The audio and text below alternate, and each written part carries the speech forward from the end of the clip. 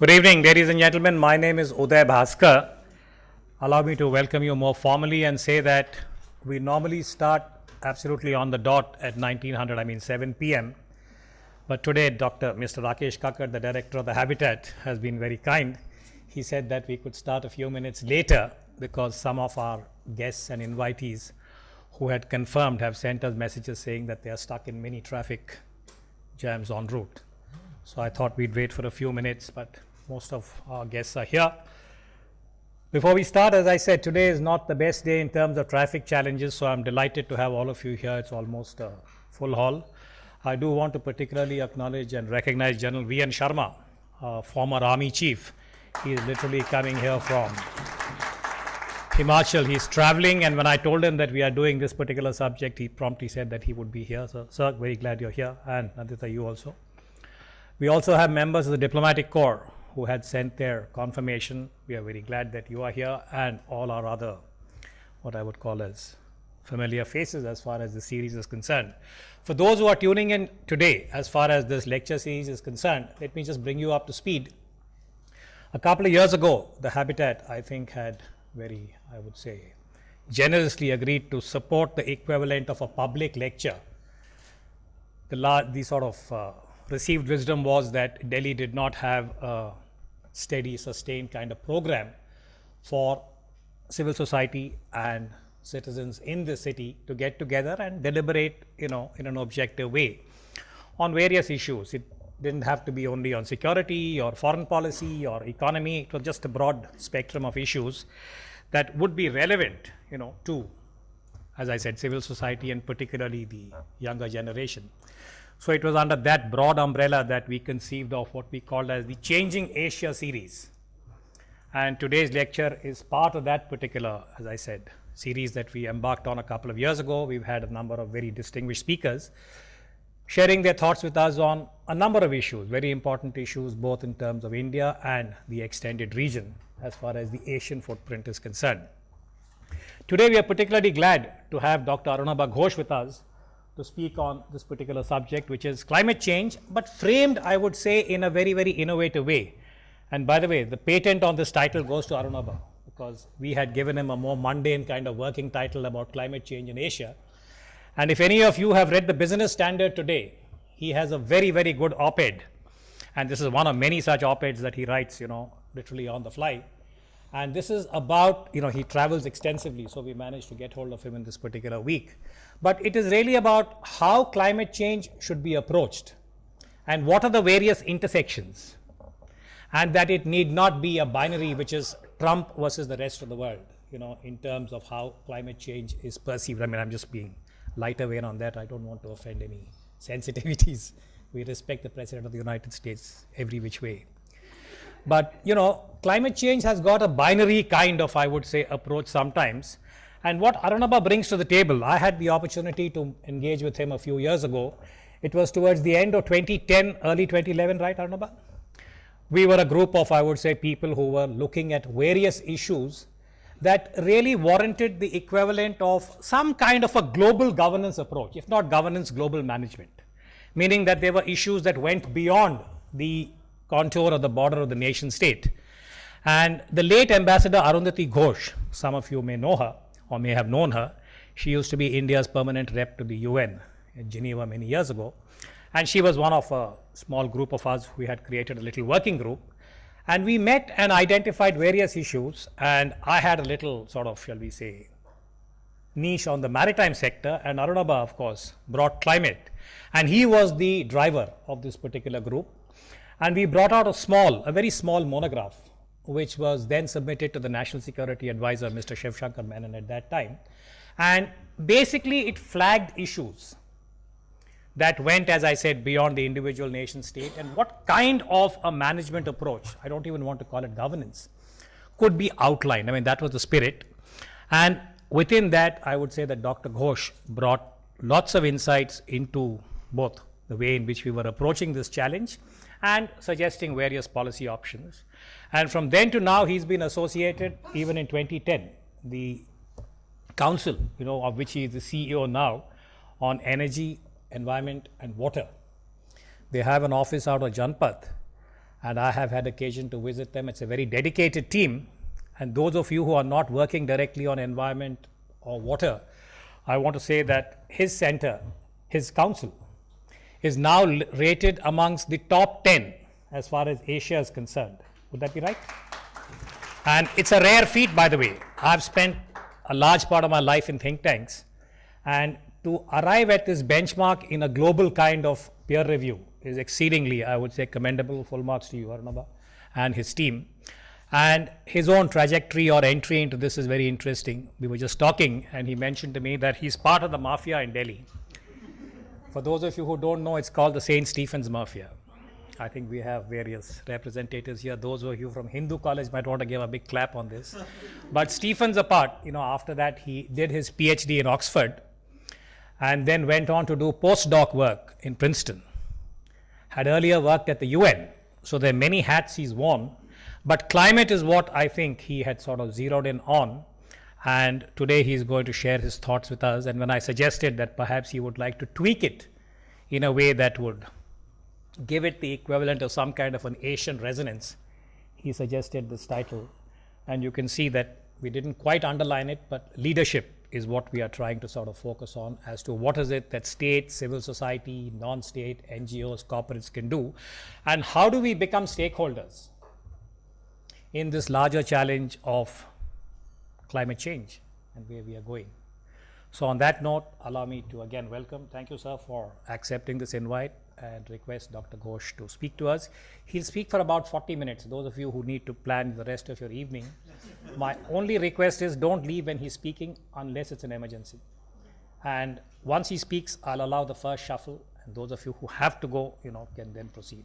And try not to disturb the proceedings to the extent that you can, mainly because of cell phones. Thank you. Dr. Ghosh.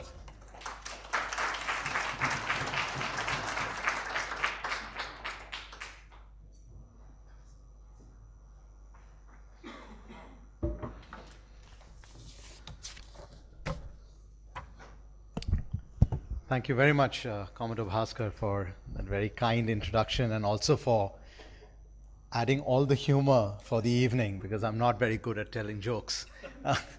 But good evening, everyone. Thank you so much once again for coming. Tuesdays are particularly difficult.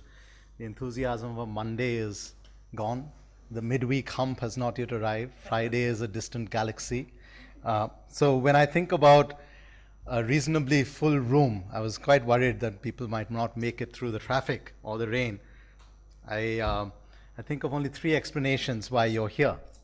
One is that you have a personal connection either to Commodore Bhaskar or to Mr. Kakkar, IHC or SPS, or to me. And in that regard, thank you very much for coming out to show your support. A second reason is that you believe that climate change can't possibly be worse than the Tuesday workday you've just had. And I'll have to disappoint you. I have to say, I hope you can tolerate this 40-minute speech.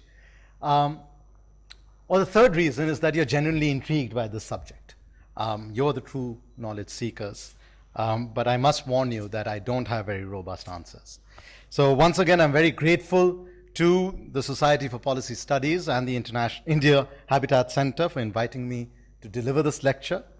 When Commodore Bhaskar first requested me to speak, the United States was still debating whether to stay or leave the Paris Agreement. OPEC was still confident that its production cuts deal would hold, and solar tariffs in India were 30% higher. What a difference 3 months make. So while I thank him deeply for nudging me to think about this topic, my own ideas are still evolving. Asia is changing, as is the climate, and I venture into this minefield with an armor of caveats. My lecture will be premised on 6 propositions. First, climate risks for Asia are real and now. Second, climate responses in Asia are aggressive, fairly aggressive, but inadequate. Third, climate leadership is actually diffuse and misunderstood. And therefore, fourth, climate politics needs a reimagining of institutions. Fifth, climate economics needs to defeat persisting mercantilism. And finally, climate ethics needs many more voices in ungoverned terrains. But let us start by painting some mental vignettes. When you hear the words severe rainfall causes widespread destruction, the images that usually come to mind are of flooded streets, perhaps people clambering onto rooftops, maybe even some amused faces as they wade through knee-deep water. In May 2014, particularly heavy rains fell on China's industrial heartland, the cities of Guangzhou, Dongguan, Shenzhen, and surrounding areas. Guangzhou had to spend $100 million on repairs. In fact, it was lucky. The rising South China Sea and the crisscrossing network of tributaries of the Pearl River Delta lie just a meter below the site of the world's most dynamic urban transformation, with trillions of dollars of assets. So damages could have been much worse. In November 2015, just a few weeks before the historic Paris Climate Change Conference, Chennai suffered a once-in-a-century flood. Despite the terrible human and material impact, an iconic image was of private aircraft stranded in a flooded Chennai airport. Were these natural disasters a consequence of climate change? Perhaps, perhaps not. What matters is that the likelihood of severe coastal flooding will increase exponentially with a warming climate. And while poor people, poor regions, and poor countries will face the brunt of climate change, the impacts will be felt by the rich too, as their movable and immovable assets come under growing threat. Asia, with the most number of poor people and being the most economically dynamic region in the world, will encounter climate change like no other. So climate risks are real and now. When we think about the risks to a business's viability or threats to a nation's security, we normally ask, what is the worst that could happen? Having identified those greatest risks, we then decide how much effort to spend on reducing or avoiding them. Climate change should surely be no different. We all know that the world becomes warmer, then heat waves will become more extreme. But does Asia have it particularly bad? If the world warms by, say, 4 degrees above pre-industrial levels, in northern India, there is a 30% probability that temperatures would be so high that moderate to heavy outdoor work cannot be carried out at all. Researchers at Cmde.Uday, my institution, IIT Gandhinagar, and IIM Ahmedabad have found that under a worst-case scenario, Delhi, Ahmedabad, Bangalore, Mumbai, and Kolkata are projected to experience the highest absolute increases in heat-related mortality this century. At 6 degrees, the probability of not being able to work outdoors increases to 70% in southeastern China. And if temperatures were to rise even higher, there's a 50% probability that conditions would be intolerable for survival even in the shade in southeastern China. Another example, drought and heat stress on crops. At its maximum, drought could affect 7% of South Asia's cropland by 2050. Again, my colleagues have calculated that climate change will result in significant economic losses in Indian agriculture. Production losses in rice, wheat, and maize alone could be about $208 billion in 2050 in 2010 dollar terms, rising up to $366 billion in 2100.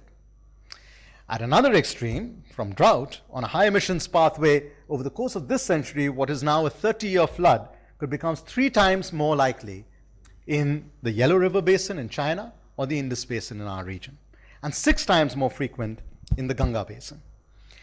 In the worst case for these 3 river basins, such a flood could be in the region of 10 times more frequent by the end of the century. And like Chennai, with a 1 meter sea level rise, what used to be a once in a 100 years flood becomes roughly once in a 2 years flood in a city like Shanghai, a twice a year flood in a city like New York, and a 10 times a year flood in a city like Kolkata.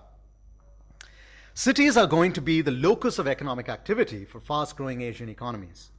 What seems low risk today in terms of threats to people and infrastructure would rise manifold when hundreds of millions of people shift to cities and trillions of dollars of hard assets get built. In 2005, 40 million people and $3 trillion worth of assets were exposed to a once-in-a-century coastal flooding event across 136 port cities across the world. But the maximum exposure was for countries like the United States, Japan, and the Netherlands. By the 2070s, this story will change, with Asia leading in asset vulnerability, 14 of the top 20 cities, even as it continues to house the largest number of people 16 of the top 20 cities that are exposed to extreme events. For India, this is particularly problematic since much of our urban and coastal infrastructure is yet to be built. Take Amravati, for example, the upcoming new capital city of Andhra Pradesh. My CEW colleagues have calculated that over and above the 51,000 odd crore, or about $8 billion needed for the energy infrastructure for Amravati, power demand will likely increase by 3 to 5% for every 1 degree increase in temperatures. A 13% increase in average rainfall by the end of the century will damage energy and road infrastructure, disrupt inland waterways, and add to flooding risks. As my co-authors and I have argued in a book, Climate Change, a Risk Assessment, risk is a function of time, impacts, and probability. Our collective short-sightedness means that we often ignore high-impact events and outcomes. They might have low probabilities today, but their likelihood are likely to increase over the medium term in nonlinear ways. Sometimes in the climate change debate, analysis such as this is met with accusations of alarmism. We need to recognize how unusual this is. A country's national security advisor would rarely be criticized for considering the worst-case military or terrorist threats to national interest. An insurance firm would not be faulted for assessing the worst-case risks in its ability to operate as a going concern. Then why should it be different for climate change? For Asia, the crisis is real and now. In our neighborhood, 8 countries share the combined water resources of the Hindu Kush Himalayan region. This area, also known as the Third Pole, has 55,000 glaciers, feeding 10 major river systems. Water stress, exacerbated by a changing climate, would impact millions of farmers, impact plans for hydropower generation, and add to mutual suspicion and security concerns. So we must treat climate change as a threat to our national, regional, and global security. We would betray dangerous complacency by merely preferring an alternative outcome when the evidence is pointing elsewhere. So we have to plan for the worst, not just merely hope for the best. So what have the responses been? In 2008, India introduced its National Action Plan on Climate Change. The plan included 8 missions covering solar power, energy efficiency, water, and so forth. By then, India was also participating as a preferred country for projects under the Clean Development Mechanism, under the Kyoto Protocol. But neither then nor now, India is obliged to act on climate change based on historical responsibility. The developed world insisted, however, that India and China and other fast-growing developing countries would contribute to a large share and a growing share of emissions in this century. Therefore, the argument went, they had an obligation to step up and do their bit. Now, that bit that was being asked was actually quite a lot. India's per capita emissions were about 2 tons per capita of carbon dioxide equivalent, that is 1/10 of an average American. In fact, at the G8 summit in Dam in 2007, former Prime Minister Manmohan Singh had committed that India's per capita emissions would never exceed the average of developed countries. And as India's submission to the UN Framework Convention on Climate Change stated, no country in the world has been able to achieve a Human Development Index of 0.9 without a per capita energy consumption of about 4 tons of oil equivalent. So with a Human Development Index of just 0.586, India has a lot to do to provide a dignified life for its citizens. Moreover, the developed world's argument was based on the flow of emissions. Climate change, however, is affected by the stock of emissions or the stock of greenhouse gases in the atmosphere. And the stock is still dominated by and will continue to be dominated by developed countries. India, of course, would add to that stock this century, but it would not be able to, it would not absorb the historical polluters of their responsibility. Yet there has been a shift in India's approach and its actions in the intervening decade. India has ramped up its ambitions for climate mitigation. I'll talk more about that later. It has also become more cognizant of climate impacts, such as water stress or agricultural impacts, and has sought to demonstrate visibly that it seeks a robust climate agreement and an effective global climate regime. China's story is a little bit more complicated. Although it's still clubbed together with developing countries, its footprint on the global climate is of different magnitude. By 2007, it had already overtaken the United States as the largest emitter of carbon dioxide. As the world's manufacturing powerhouse, it could argue, and it did argue, that its emissions were really the consequence of demand for products in the developed world. But China also built its energy infrastructure aggressively, relying primarily on coal, vast amounts of it. For a long time, it was adding 2 large coal power plants every week. As of January 2017, China had more than 921,000 megawatts of coal power capacity, with some estimates suggesting that the overcapacity alone was about 300,000 megawatts. That is the entire Indian power sector, which is overcapacity in China. Yet the same China has now become the world's renewable energy capital, with more capacity and more invested than in any other country in the world. It has rapidly built up a massive manufacturing base for clean energy, sometimes by adopting uncompetitive practices. And one of the outcomes of that has been that India and other countries have benefited from falling prices of wind turbines and solar panels. Japan has had a different experience. As a developed country, it was a major contributor to greenhouse gases, but its electricity system had a large share of nuclear power, 30% of generation when the Great East Japan earthquake and tsunami struck in 2011. That accident then triggered a shutdown of all 54 reactors and a rethink of energy policy. In 2014, Japan issued its 4th strategic energy plan, emphasizing energy efficiency, environmental sustainability, and doubling of zero-emission power generation. Other fast-growing economies in Southeast Asia are further behind this curve. Indonesia is the world's largest coal exporter. Thailand plans to install only 6,000 megawatts of solar and increase its renewable energy share from 12 to 30%, but only by 2036. Philippines introduced a feed-in tariff for renewable energy in 2012. Cambodia's first solar power plant of 10 megawatts will get commissioned next month. Overall, there remain challenges of large upfront costs, lack of institutional capital, and expensive finance. Despite these measures, big and small, the response to climate change for the world as a whole is inadequate. For a long time, the target was of limiting average temperature rise to 2 degrees above pre-industrial levels. Now, that target sets a carbon budget for the planet, 1,000 billion tons of carbon dioxide between 2011 and 2100, for a 66% probability of staying within that target. Now, with their commitments to the UNFCCC, between 2011 and 2030, China, the European Union, and the United States would actually consume 38% of the world's total permissible emissions up to 2100. Now, the Paris Agreement actually aims for well below 2 degrees, with some clamoring for 1.5 degrees. Now, if that was set as the target, then the carbon budget would shrink from 1,000 to 400 billion tons of carbon dioxide. And by 2030, these 3 major regions, China, US, and the European Union, would consume 95% of the entire world's century-long carbon budget. So these were the cards we were dealt. But there was hope, grounded on a foundation of trust. Trust that countries would do as they say today and would say that they would do more tomorrow. After more than 2 decades of climate negotiations, the Paris Agreement on climate change offered a deal that ensured that all countries would contribute to the effort to mitigate climate change. This breakthrough was made possible by allowing each country to come up with its own plan, also known as the nationally determined contributions. So climate leadership became diffuse and distributed.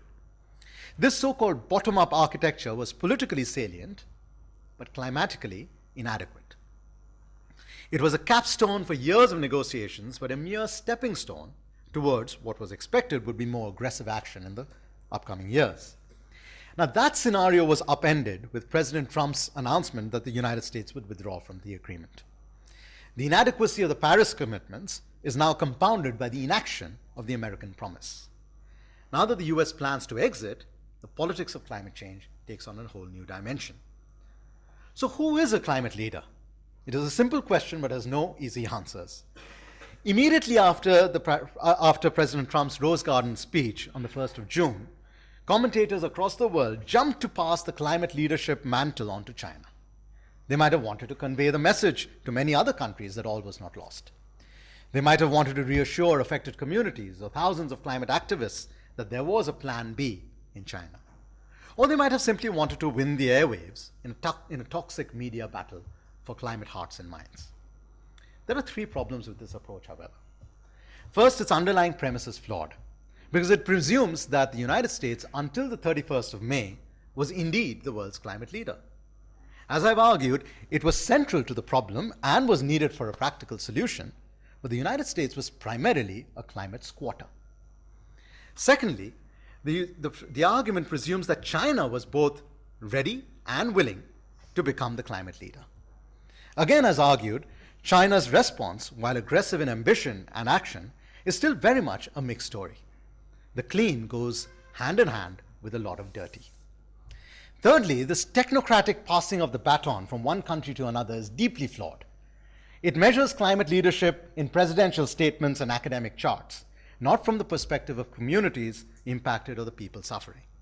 By doing so, it raises false expectations and undermines trust even further.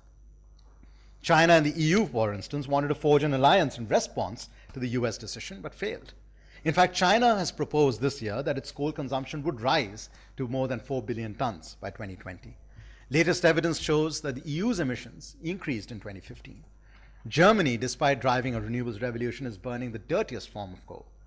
None of this is unvarnished climate leadership. It is important then to call a spade a spade. Climate politics will be driven by national interests, and climate action will be affected by economic interests. Climate leadership is a misunderstood concept. Indeed, it is a constructed ideal when the passing of one leader allows for the crown to be immediately placed on another's head. This is unfortunately not a case of the climate leader is dead, long live the climate leader. So in which direction should we look to get out of this messy morass of exponentially rising risks, inadequate responses, and obscure climate leadership? Surely we are not expecting Asian countries to fill the gap left by the United States to withdraw from the Paris Agreement. A US withdrawal, in fact, does not mean that all action has stopped there. Commentators have been at pains to emphasize that the federal government cannot stop policies being pushed at the state level or coalitions being forged by city mayors or the direction of private investment. So when we ask, can Asia change the climate, what do we really mean? I would argue that Asia's role should be to persevere for a different kind of climate politics, a reformulated climate economics, and an inclusive climate ethics. On climate politics, there is not one, but three Asias. The first is China, which stands apart in terms of its economic size and its share of emissions. The second is India, along with several other South and Southeast Asian economies, which are rapidly growing, still have hundreds of millions in poverty, need to industrialize and create jobs, and whose opportunities are getting squeezed by a shrinking carbon space. And the third is West and Central Asia, with many economies heavily dependent on fossil fuels, limited diversification in their economic structure, or limited capability to develop the industries of the future. Of course, this is a generalization, and there are variations within these subregions and across them, and similarities across them. But the point, however, is that it would be unrealistic to expect a common pattern of responses from Asia on climate politics. And this became palpable in recent years.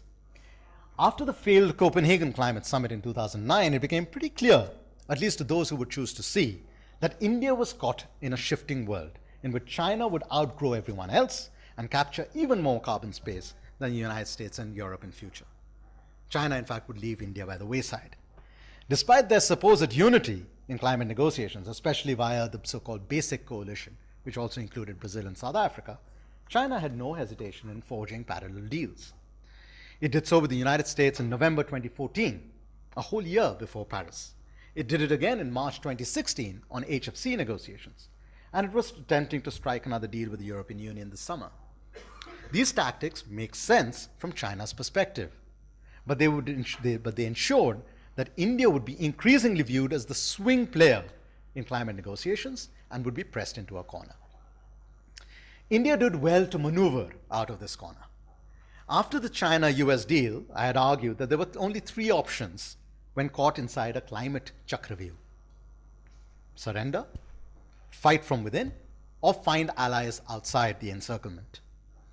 India did a bit of all these three in the lead up to Paris, but its true diplomatic tact and political leadership was best demonstrated when it joined hands with France to launch the International Solar Alliance on the first day of the Paris negotiations.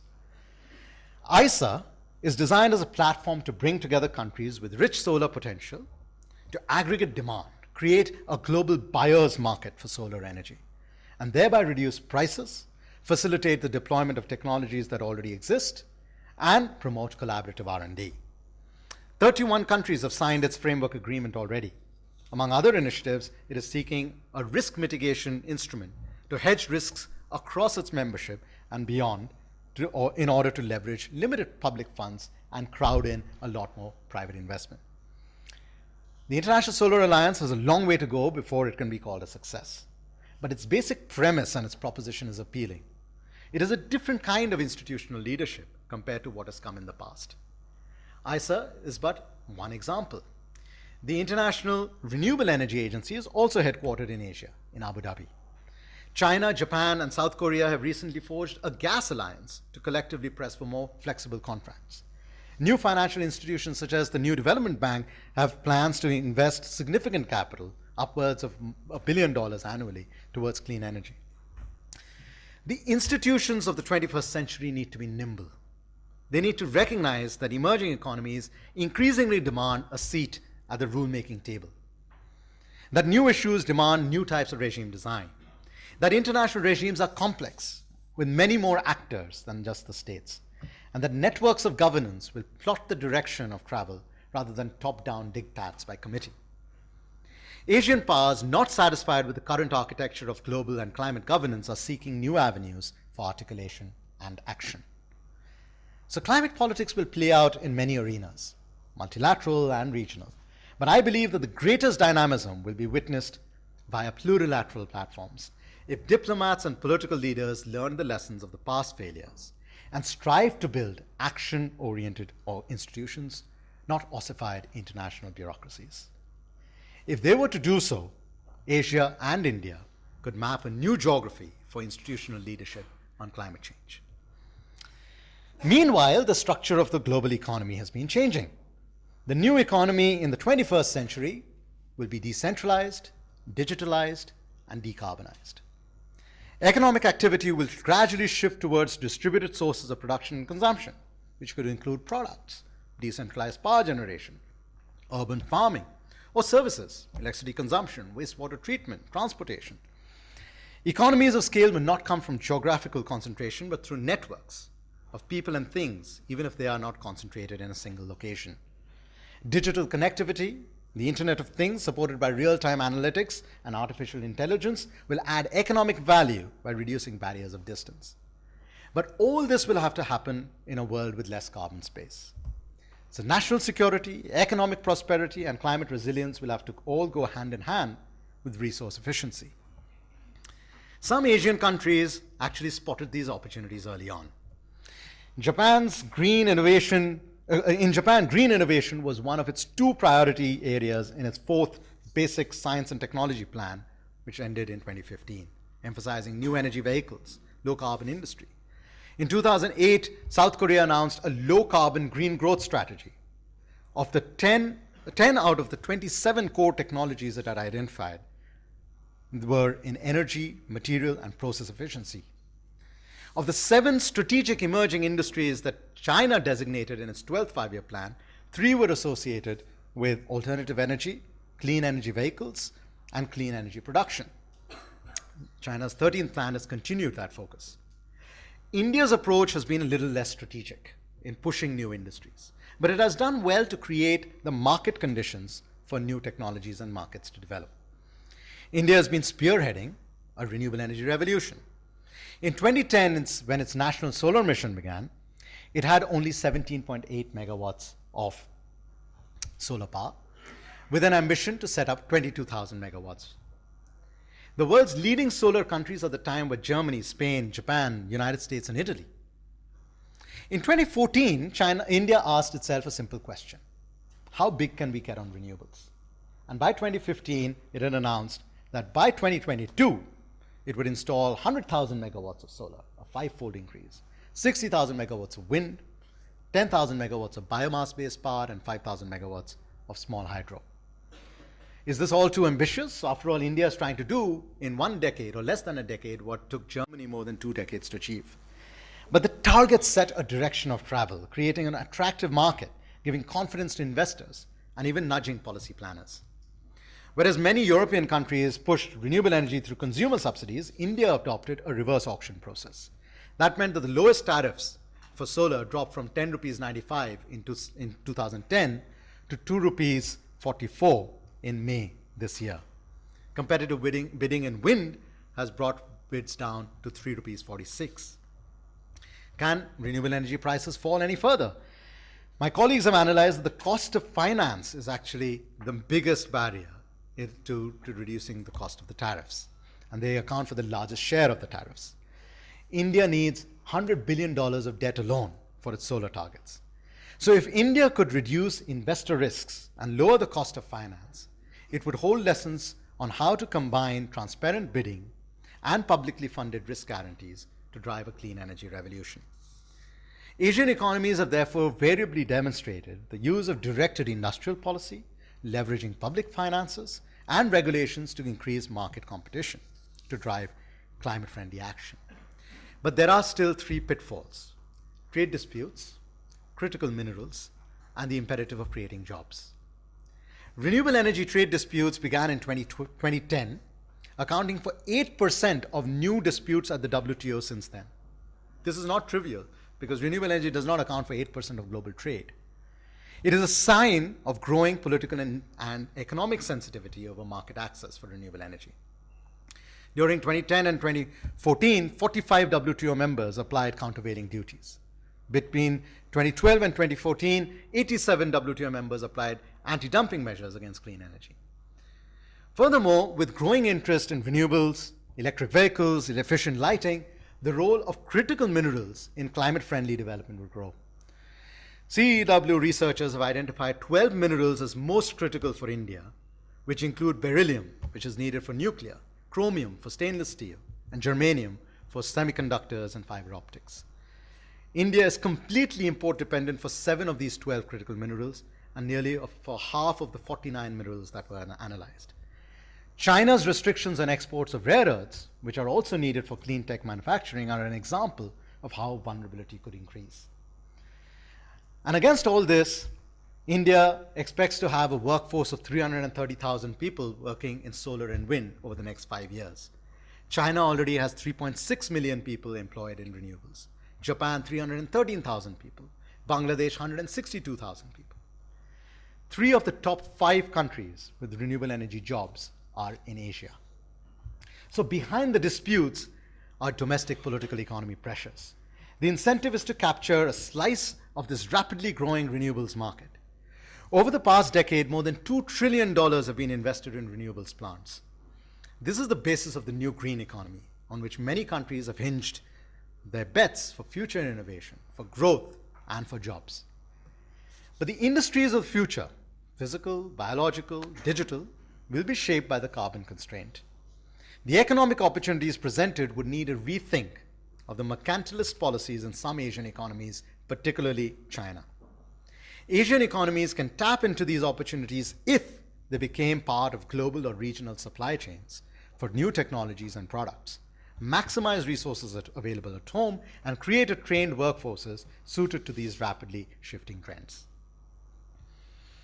The third way by which Asia can change the climate game is by adding its voice on issues that have largely escaped attention or on which developed countries have dominated the discourse so far.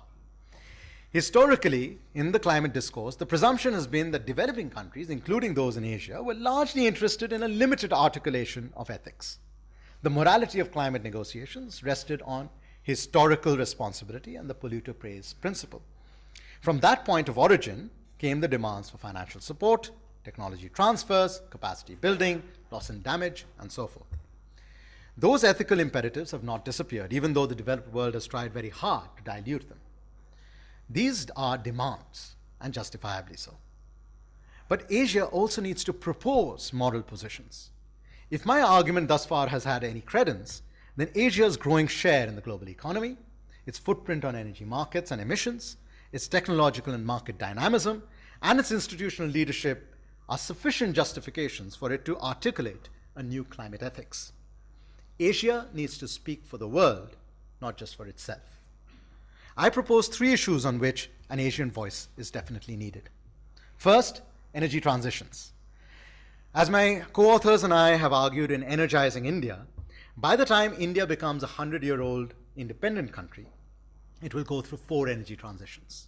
From energy deprivation to energy access, from rural to urban patterns of energy demand, from relative autarky to deeper integration into global energy markets, and a shift from dirty to relatively cleaner energy. Other Asian economies will encounter similar transitions within their unique circumstances. But the conversation around energy transitions has avoided nuance. The question often asked of Asian countries is, when will you stop burning coal? Or it is suggested, you must plan for a 100% renewable energy system. There is still, unfortunately, a deep lack of understanding of varying development circumstances. The well-intentioned enthusiasm to ensure that developing countries avoid the dirty energy phase that the advanced economies went through results in policy choices that are framed as binaries: coal or no coal, keep oil in the ground or pump it out, natural gas is a bridge fuel or not. Asian economies need to emphasize that there will be many energy transitions and due space must be yielded for countries to discover and pursue their respective paths. India, for instance, has the largest number of people in the world without access to modern energy. So if we use the Benthamite approach, that is greatest good for the greatest number, then any and all energy policy in the world must begin with an Indian framing. We don't need an Asian voice, we need many Asian voices to describe many Asian transitions. Mere tokenism in representation will not do. Another area where even fewer Asian voices are present is the governance of climate geoengineering, or the deliberate, large-scale intervention in Earth's climate system to limit adverse global warming. The suite of technologies include removing carbon dioxide from the atmosphere or changing the Earth's albedo, which is the amount of solar radiation reaching the Earth's surface. These are not yet proven technologies, but they have been proposed for a while. Much of the research is concentrated in North America and in Europe. The China Geoengineering program began in 2015 to analyze regional impacts. A handful of researchers are working on this subject in India. Japanese scholars are assessing the attitudes in the Asia-Pacific region to geoengineering. CEW has organized several conferences here in India to discuss governance. But the challenge indeed is governance. There is still limited discussion within Asia on the governance of these potentially impactful but simultaneously dangerous technologies. There are material concerns about unilateral action in an uncertain technological field. What would happen to rainfall? How would it impact the hydrological cycle? How would it impact the ozone layer? What would happen to the oceans? Could technology be used with less benign intentions? There are also ethical concerns. Could geoengineering reduce incentives to take necessary action on climate mitigation?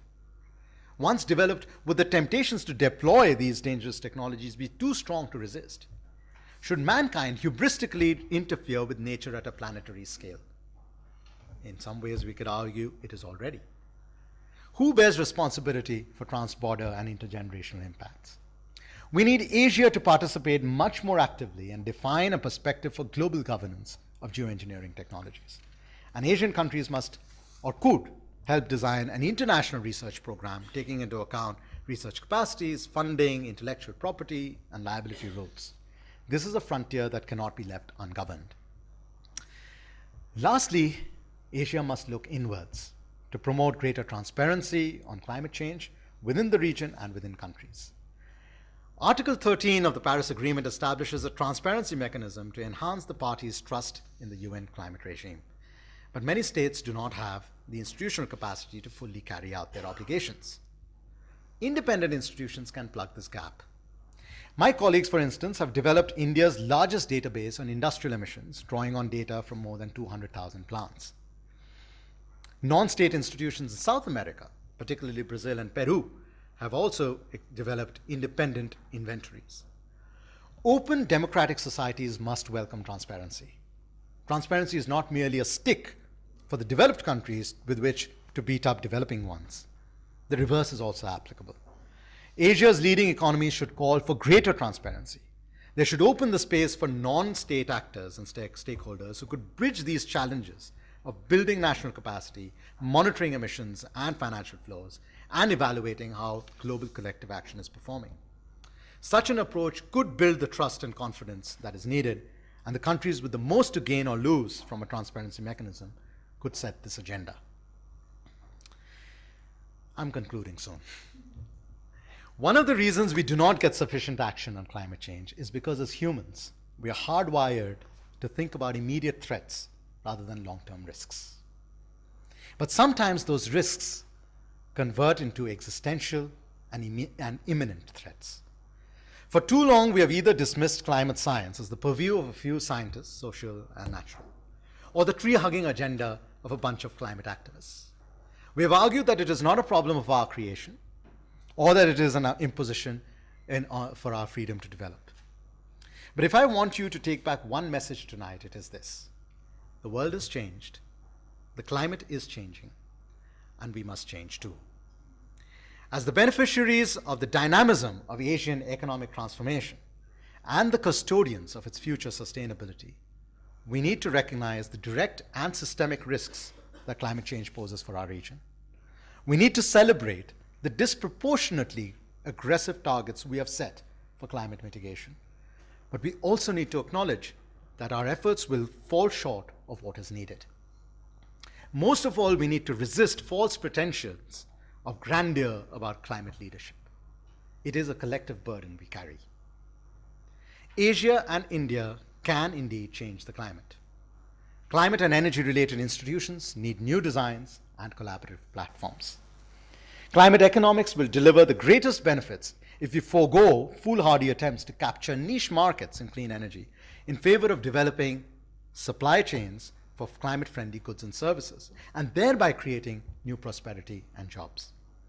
And climate ethics needs new voices on new issues, from explaining energy transitions to governing geoengineering to calling for a more open, inclusive, and transparent climate regime. Asia is poised for climate leadership, except it is not the bravado of leadership that must titillate us. Rather, it is the quiet self-confidence that comes from knowing and shaping the future. Thank you.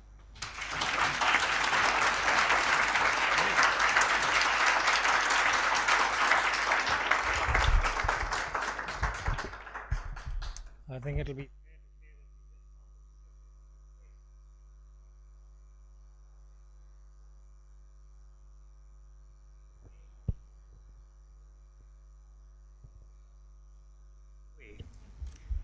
and I had promised, a couple of people asked me what time do you think we'll close the session.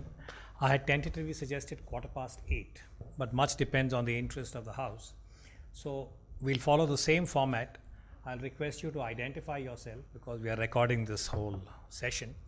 And please ask a question if you would like to. And if you want to make an observation where you disagree with what Dr. Ghosh has said, we encourage that also, but in a very objective manner. So the floor is open, and normally we try and recognize everyone, so please raise your hand and I'll be happy to identify, and we encourage the younger generation particularly to be heard. Yes, sir. Good evening, Dr. Ghosh. My name is Amaya Kelkar and I work at the Center for Land Warfare Studies. I have one question. With the current global warming trends happening, we are also seeing the prospect of climate change refugees coming into play, and India could play a major role because we have very vulnerable countries like Sri Lanka and Maldives sitting right there who can be swallowed by the sea at any point of time. So is India taking any steps in actually working with the UN or even domestically to review our refugee policy to include climate change refugees should this hit our own doorstep? And should India take any, should India be a leading voice in this?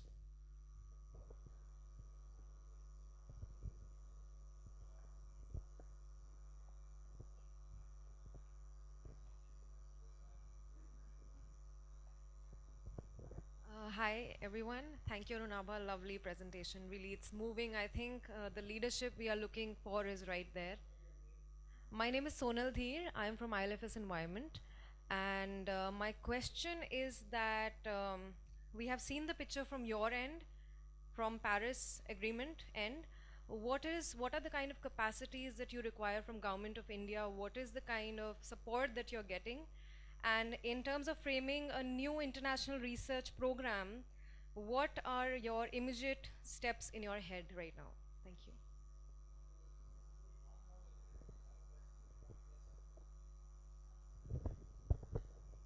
So my name is Prem Arya. I'm a member of the Habitat. My question is population explosion worldwide has any adverse impact on this issue? Because I didn't see it covered.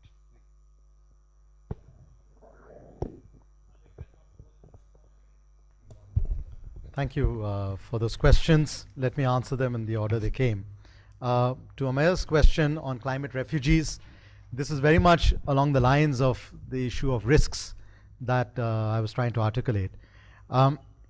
There's been a lot more discussion on climate refugees and climate distress-driven migration in the European context, trying to explain some degree of the kind of migration that happens from Africa into Europe. In the South Asian context, at least to my knowledge, that has not been significantly a part of the discussion, even though we do recognize that it could very well be a major challenge. If you take Bangladesh, for instance, about 40% of the landmass is actually at or below sea level. So even marginal changes in sea levels does create distress. That does not mean everyone spills over the border. Equally, we should think about vulnerable communities on our side. I think the question you asked, therefore, was should we take some leadership on this? As the country that has actually hosted the largest number of refugees for a different context, I think India should play a much bigger role in refugee governance. And there is an emerging debate that's happening at the UNHCR on how do we redefine refugee governance in the 21st century, which is different from what was done in the 20th century. And I would think that this should be something that India should at least be engaging with. On Sonal's question on what support are we getting, did you mean we as the institution or we as Indians? Collaboratively from government's end. Sure. I think it's a very important question because it goes to the heart of the very last point I made of opening up the space for non-state actors. Because if there's anything I've been saying throughout, is that it's not just what happens in the negotiations, it's what's happening within institutions, within the private sector, through networks and so forth, that can shape the climate debate and climate action one way or the other. Now, if you take CEW as just one institution, we are deliberately set up not to be dependent on government. In fact, we're set up to support government, not the other way around, have government support us. But we are not the only ones. We believe that India, as a growing economy, needs many more independent institutions, many more data points to collect in order to inform a still evolving policy framework. Right? By which metrics do we decide that 100,000 megawatts of solar is the desirable goal? How do we count industrial emissions? How do we assess what we mean by energy access at all?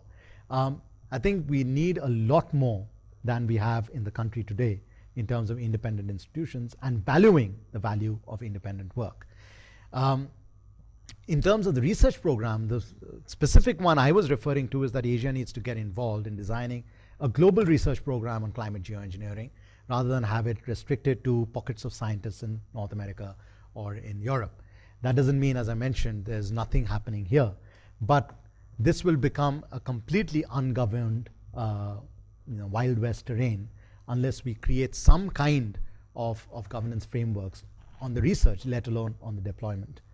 On Mr. Arya's question on population, in fact, just this week or last week, I'm forgetting the institution that did the study, but they looked at various climate responses and how you could reduce your footprint. And by far, by a factor of about 10, the biggest impact could be had by not having a child. You could reduce your footprint by 50 tons or something to the effect per annum against say using solar power or an electric vehicle or energy efficiency in your buildings. Now that does not mean we stop having children, but it does require us to consider what our lifestyle choices are. It is the ultimate lifestyle choice. But I would still qualify that just because, say, India and some estimates suggest we are now already the world's most populous country, has the largest number of people in the world, that doesn't mean we automatically have the biggest footprint. And that is why I started right at the outset, that the task that is being placed before us is of a different magnitude altogether, even though we have deep deprivations in access to energy, in access to other natural resources, or even the basic minimum of what we would call the modern life. Okay, I could take, yes ma'am. Thank you. My name is Kanika Chawla. I'm Arunabha's colleague from CEW. My question is, could you comment on the role of public perception in driving climate action, and how can Asian countries shape sort of public perception and greater inclusion of civil society in climate action? Okay, anyone else? Yes, sir. I'll come to you. Hello, my name is Ethan. I've been in Delhi for about 4 days, just traveling, and very grateful to have seen such a lovely presentation. Thank you.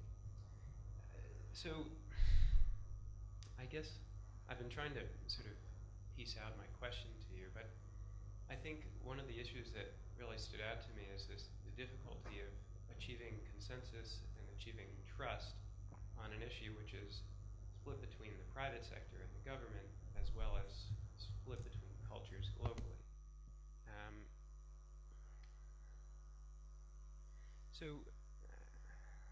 I guess I wonder.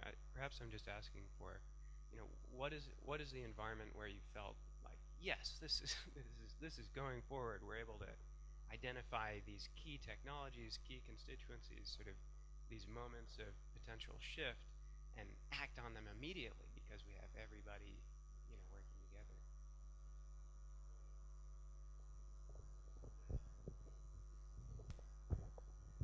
Good evening. I'm Vaibhav from CW. Thank you, Arunabha, for the presentation. My question is, if everybody knows, like at least the policy leaders know that climate change is happening, still action is really far, in the sense we are not really acting. And if you look at the literature and why is it so, one argument that is very predominant is that in the near term, the costs are huge for mitigation and impacts are far and uncertain, right? So that's a big argument. But a new narrative is emerging, and that narrative says that there could be win-wins, and even if you mitigate, you could actually say increase the GDP, and there are many wins around.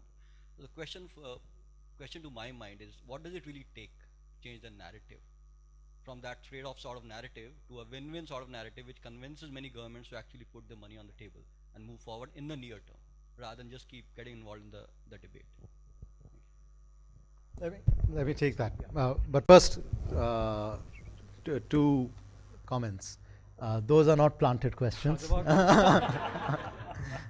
My colleagues have been watching me nervously prepare my lecture, but they've I not. can't help adding, saying that, there's an old Ogden Nash line which said that if you want to be spontaneous, organize. Yes. But we take Arunabha's word for it. I think many apocryphal quotes are attributed to Churchill, and one of them was to prepare, or something to the effect. But also to Ethan, thank you so much for coming. This and the Habitat Center is a treasure of Delhi, but it is not a tourist site. So for you to spend your time on a lovely rainy evening in Delhi on your third day here in the Habitat Center speaks much more to the center than whatever I had to say. So thanks again for coming and listening. I think the three questions are actually related. Kanika asked about role of public perception. Vaibhav talked about how do we change the narrative towards win-wins. And Ethan, if I got your question right, that in this world where there is some trust and not enough trust between the private sector, the citizens, and the government, do we have enough of the tools to take a bet and move in a different direction? And I would actually be provocative and say none of those three are new arguments anymore. There might have been new arguments, say, 5 years ago, 7 years ago, but the conversation of, or the narrative of co-benefits, win-wins, we can all do this together and be prosperous has been going on for a while. And it was one of the reasons that created the conditions for the Paris Agreement to be struck. I don't have a problem with that narrative. I just think it's insufficient because we are not sufficiently talking about the lose-lose. We have almost assumed, just like just like the economists pushing for economic reform, trade liberalization, privatization, all of which with which I agree, the assumption is that the losers will automatically be helped out. And if you see the politics across the world, that has not worked out. The reason you have opposition to NAFTA now in the United States is because all the promises that were made about the collective welfare gain would then be translated through, in fact, there was the particular act of supporting those who were going to be losing. That did not actually work out. It's not happened in Europe. We are seeing increasing inequality in India or in China. So that narrative that played out in the broader economy is also playing out in the climate economy. And we are talking in an echo chamber that is dazzling us with charts and with presidential statements that everything will be fine. And unfortunately, in the process, we are not talking about the losers. And if you have a political economy 101 training, you know it's the losers who are the veto points, not the gainers who are voting for you.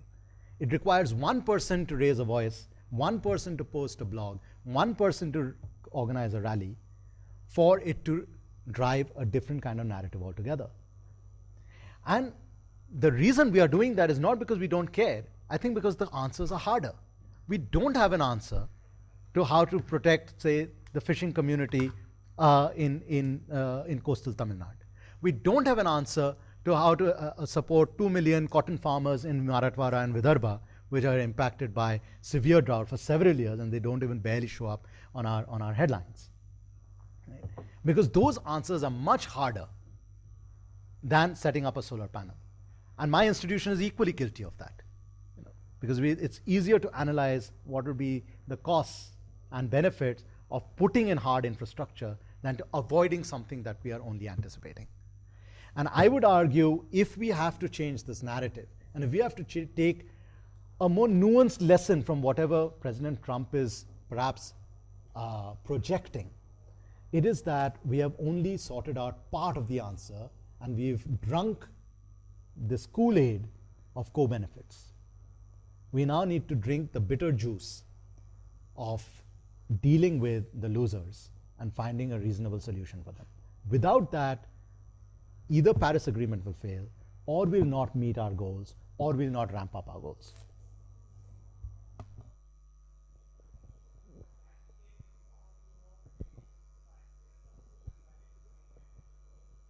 Yeah, good evening.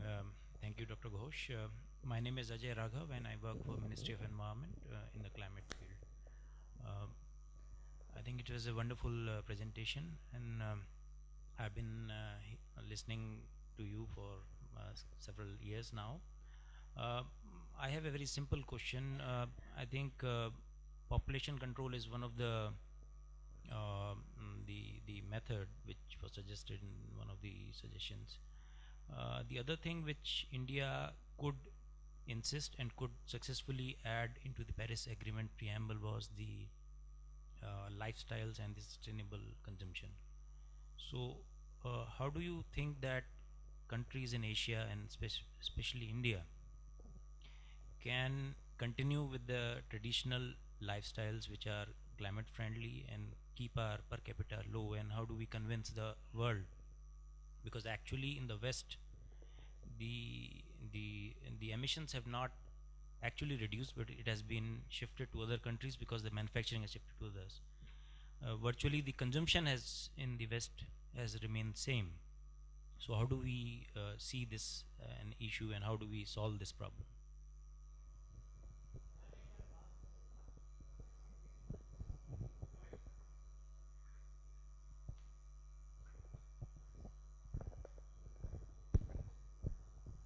Good evening, Dr. Ghosh. My name's Pranav Saran. I'm an entrepreneur. I just came out of curiosity. My question to you is, with the advent of electric cars, what are your views on it? Do you think that it's going to make a impact on the environment, considering the fact that we'll be producing electricity to power them in thermal power plants instead of burning gasoline? And my second question to you was that do you see nuclear energy as a viable option for the future, considering the fact the risks associated with it, the nuclear waste, and the fact that it's an expensive source of power?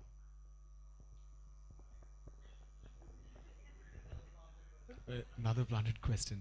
Arunabha, my name is Karthik. I am a colleague of Arunabha's as well.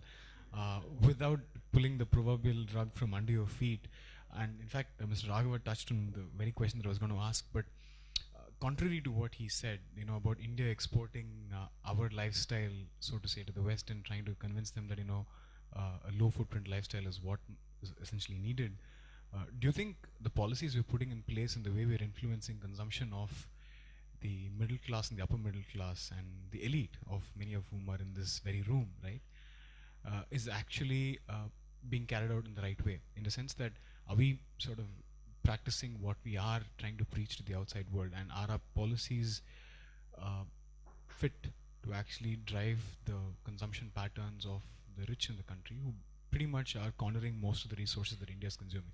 I think there was a controversial report some time back about hiding behind the poor, which of course was vastly criticized by the government, but there is a significant element of truth to it. Do you feel that the policies in place right now actually speak to that? And I think that's going to be sort of like the big debacle where the rich people end up cornering all the resources and the poor aren't left with much. Cheers. Ready for the rug? Last question. Okay. Anyone else, or can I request Dr. Ghosh to close the session on that? Sir, all yours. Okay, thank you. Let me answer Pranav's question first and then come back to the two questions around lifestyles. On electric vehicles, you're absolutely right. If you power them through dirty power, then it doesn't solve the problem. That said, local pollutants still reduce. And when the NOx emissions go down, that also has an impact on the climate, because they also have a contributing effect. The idea here, actually, at least as far as we understand the electric vehicle push in India, is that it actually becomes a complementary story to the renewables push in India. Because the argument against renewables from the system operators is that you inject too much renewables into the grid, and with varying sunlight and varying wind, you destabilize the grid. Instead, if any surplus renewables that is not needed in the grid at the time can be used to charge vehicles, then you grow both the electric vehicle market, reduce the local pollutants, but also increasingly shift towards a cleaner source for powering. Whether we will actually do that, and whether it will create other sorts of environmental constraints, lithium mining, all the rare earths that will go into those batteries as well. Those are questions that we still have to anticipate and work on. On nuclear energy, again, for an economy, and this goes back to the point I was making about Asia having to articulate many energy transitions. From an Indian perspective, it needs to be part of the mix, at least as we understand it, but based on the numbers and the evidence as is presented. Right? So today, if you planned a nuclear power plant, it won't be commissioned on best case scenario for another 10 years. Right? In that time, what will be the price of solar power? If it is at 244 today, along with battery technologies improving, what will be the price of solar power at that time? Right? So it is very hard to make energy investments. But in the larger scheme of things, it remains the kind of holy grail around which we keep pursuing. So I wouldn't dismiss nuclear as yes or no on an ideological basis, but I would say keep evaluating based on a graduated set of tariffs, and then if there is a set of consumers that are willing to pay for a higher price nuclear power, go for it. So therefore, it brings me to this question that both Mr. Raghav and Karthik asked on lifestyles. I think if you take the bulk of the Indian population, it is a low carbon lifestyle. All of us put together, with the incomes we have and the lifestyle and the footprint we have, including me driving in my private car rather than taking the metro, we're still not even 5% of the population. So India actually doesn't have a middle class. It's a misnomer. We have an uber rich class, and then we have the rest. But does that mean that the rest is happy to stay as the rest? And this is where Karthik's question comes in. So while we are exporting our current footprint and calling it, this is the lifestyle of the average Indian, is the average Indian happy to stay in that lifestyle? I think the average Indian would be happy to stay in that lifestyle if we gave the right signals. Right? Again, Mr. Berry was here in the book that we wrote together, Energizing India. We identified that per capita energy consumption, where we are today against the level of income, we are not that far off from how the advanced economies of the world were. But when you go down the axis to over $10,000, $12,000, $15,000 per capita, there's a huge variation in the energy consumption per capita between the US and Canada right at the top and say a Japan or an Italy. As I said, 30% of Japan's electricity was coming from nuclear power the day the Fukushima accident happened. 54 reactors were shut down. That's 30% of power gone off. But it did not face a shutdown of the economy. It adopted something called cool biz, among other things, asking people to wear what Mr. Kakkar is wearing, half-sleeve shirts without ties, so that the ambient temperature could be kept at 27 degrees rather than at 20 degrees. Right? Now that was a response to a crisis. Can we offer a different signal? And that then creates a different political economy again, because energy efficiency becomes not something that is a matter of sacrifice, but creates a new set of enterprises and technologies and innovators who make money of selling you products that make you more energy efficient. But unfortunately, we are not sending out those signals. We've not even talked about waste. We've not even talked about water consumption and inefficiency. India consumes more groundwater, double the groundwater than China or the United States. We are a groundwater economy, really. Right? So in all of these areas, our lifestyles are linked to incentives, private and public. And I don't think we are offering those incentives sufficiently. Thank you.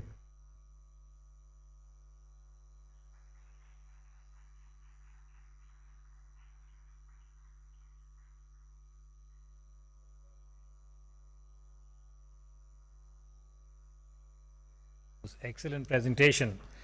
Let me also add, I think, thanks to those who really deserve it. At the outset, I'd like to thank the audience, because if you look back from when we started at about 7:07 this evening to where we are now, I'm very glad to report that not a single cell phone rang. And that, I think, is a lot to say. But I really want to thank all of you for your very focused attention and making this talk what it was, because it really contributes enormously in terms of what I would call as the intensity and the gravitas to what Dr. Ghosh had to share with us. May I also thank the Habitat, Mr. Rakesh Kakkar is here, the director, because they've been very generous in supporting this interaction, as also the SPS and the staff that has been helping to put this together. And I had a couple of thoughts. I won't take too long, but when I heard Dr. Ghosh, there were so many, I would say, resonances for me. I'm a security analyst, and I've spent a long time, of my early career working on the nuclear issue. And if you look at the priority of global challenges, for instance, the United States puts out something called the QDR. It's called the Quadrennial Defense Review. And if you look at that, and you look at how other countries are now trying to cope with this challenge, there is an acknowledgement that climate change is very, very serious. It's almost on par with WMD. WMD stands for weapons of mass destruction. And there was a very interesting kind of, I would say, formulation that Dr. Ghosh gave us when he talked about the ethical imperative and the morality of climate change. And to me, as I was making notes about, what is the takeaway, it struck me that all these years when we were talking about Hiroshima, and now more recently the Hiroshima-Fukushima trapeze, it was always said, the certitude was low probability but high consequence. If the exigency does occur, whether it's a nuclear accident or an act of war that led to such an exigency, however low the probability, in the nuclear case, it's almost apocalyptic. And if you look at climate change, many ways I would say that most of the exigencies that we talk about, he gave us 3 options. 2 degrees, 5 degrees, 7 degrees, can you work, can you not work? I think one of our young colleagues brought up this question of the Maldives. Now there is one school of thought which says that 1.5 degrees rise in sea temperature and the Maldives disappears. And when we did a scenario on this in the Indian Ocean context, one of the questions that was asked, interestingly, just gives us a sense about political economy, global economy. Okay, Maldives disappears and we have 400,000 people who need to be given some kind of an option. But what happens to the EEZ of Maldives? That's economic, that's potential, So these are all the kind of issues that come up. And what struck me was to say that maybe one of the issues that we should consider, it came up about lifestyles, etc. Now I do know that in the nuclear domain, one principle that is always obscured is nuclear sufficiency. Meaning, what is the index of sufficiency in terms of being able to assuage nuclear insecurity? There is no clear, shall we say, metric about how you arrive at sufficiency. So I'm just thinking ahead, thinking aloud, that in climate change, can we also introduce what constitutes sufficiency? In whichever way, you describe it as lifestyle, you describe it as carbon, and instead of suggesting that everybody needs to move up to the equivalent of whether it's 2 cars or whatever be the metric for what is now the aspired for benchmark, is it possible for that particular level to come down and say that we can do with less? And now this is really a variation of what Mahatma Gandhi once said. If you remember that famous line about Mahatma Gandhi meeting the king, and they talk about the fact that the Mahatma had very few clothes, and the king says something about, aren't you cold, you don't have enough clothes, and he's supposed to have said to the king that you are wearing enough for both of us. So in that sense, is it possible? And there is a small constituency, I've been on the fringes of this, we haven't made any headway because it was seen as a wacky idea, that is it possible? Now there is one, again, kind of calculation that has been done about what if the world gave up meat. There is chapter and verse in the United States about the red meat industry and what that does to global warming. There are skeptics who say that this is not true, that this is all part of the tree hugging, kind of activists and so on. But as a concerned citizen, this whole question of altering lifestyles, it should not be so dramatic. But even if one were to talk about, again, this is part of folklore in India, that if you make 4 rotis at home, you eat 2 if that is sufficient, and you keep 2 for the visitor who may come. This, as I said, is part of the embedded folklore that we have. So I was thinking, saying that how do we make this intervention? How does civil society, think about these issues? And I want to leave a last request with all of you. We have the Habitat website. Dr. Ghosh's text, the text of his lecture will be up there hopefully soon. And we'll also have a video going. We at the SPS, the Society for Policy Studies, we have a website called the South Asia Monitor. We also have a cross-posting arrangement. Now I'll request your council also to be part of this with the Eurasia Review, which has a large footprint in East Asia and ASEAN. We've also just tied up with a university in UK, the University of Nottingham. So what I want to request the younger generation, those of you who have something to share, that don't see this as the end of the discussion. Please keep this alive if you wish, and we normally request you to give us anything between 350 words to 1,000 words. And this is really the last remark of the day.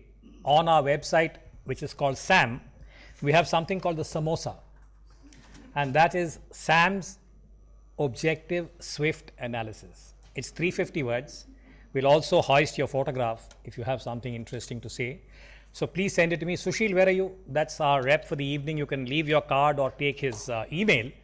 And we'll do this again. And I'm requesting the Habitat to give us another opportunity to sort of look at climate change from perhaps a different perspective.